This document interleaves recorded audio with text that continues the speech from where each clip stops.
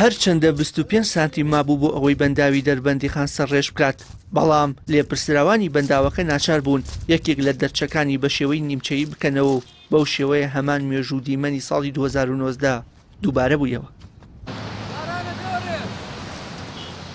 سەرەڕای دڵخۆشی دانیشتوانی دەربەندیخان بە سەرڕێژبوونی بەنداوەکە، بەڵام چالاکوانان نیگەران و دەڵێن سەرەڕای سەرڕێژبوون و بوونی دوو بەنداو، بەڵام دەربەندیخان بەدەست گرفتی کەمی و ناخراوێنی ئاوی خواردنەوەوە پێناڵێنێ. سپاس بۆ خوا دوای ساڵانێکی زۆر جارێکی تر بەنداوی دەربەنیخان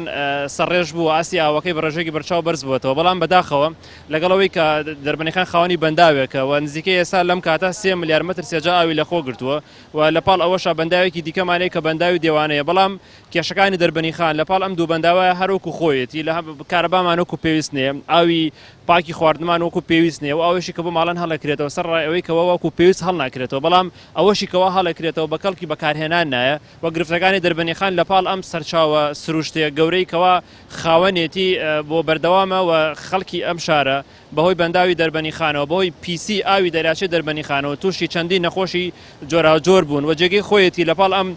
سەرچاوە سروشتیە گەورەیە کە بەنداوی دەربەنیخانە ئاورێک لە کێشە و کەموکورتەکانی بدرێتەوە و هەموو ئەو کەموکورتانەی کەوا ئەم شارە هەیەی چارەسەر بکرێت.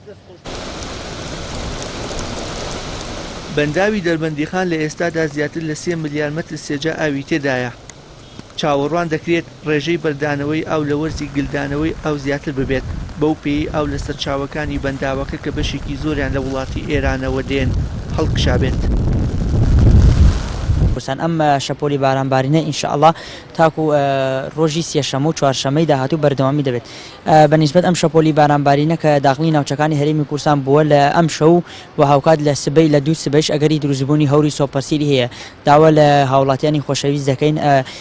ڕێگا نزمەکان ڕێگا خاکەکان بەکار نهێنن، چونکەم هەورێکی ترسناکە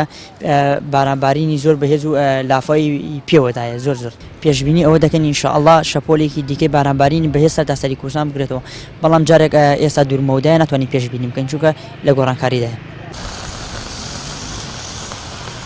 لە ساڵەکانی 1974 1988 1998 2012 2016 2019 و 2024 بەنداوی دەربەندیخان سەرڕێژی کردووە و دەرگاکانی ئینتەیکی بۆ کراوەتەوە